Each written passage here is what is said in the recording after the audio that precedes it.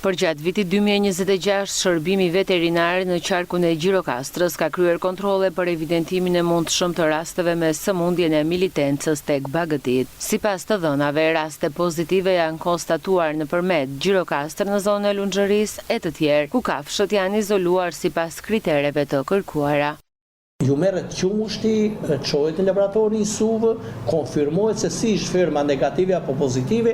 Nëse është pozitive, që kemi pak raste në qark, nëse është pozitive, kontrollohet kafshët tek e tek për të gjetur se cila kafshë është pozitive për militencë dhe kjo kafshë në bazë të ligjit eliminohet dhe shteti e dëmshpërblen me vlerën e plot zooteknike të kafshës. Kemi pasur nëpërmjet një fermë që është nën monitorim, kemi pasur në Gjirokastrë, kemi pasur Lunxhëri.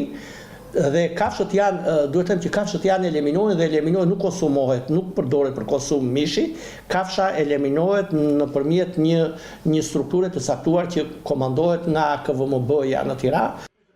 Kjo sëmundje është me rrezikshmëri për njerëzit, ndaj autoritetet veterinare i kushtojnë një rëndësi të veçantë të monitorimit dhe parandalimit të saj.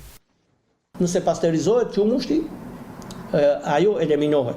Por dua të them kujdesi që tregohet qoftë për qumushit, qoftë gjatë manipulimin me kafshën që dështon, që duhet të njoftuhet menjëherë veterineri zyrtar, i cili merr gjakun e çon në SUV, konfirmon se është negativ apo pozitiv, dhe gjatë manipulimit që fshatarët e dinë që merren me atë punë, higjiena është parasore edhe për kafshët, po edhe për njerëzit që merren me kafshë.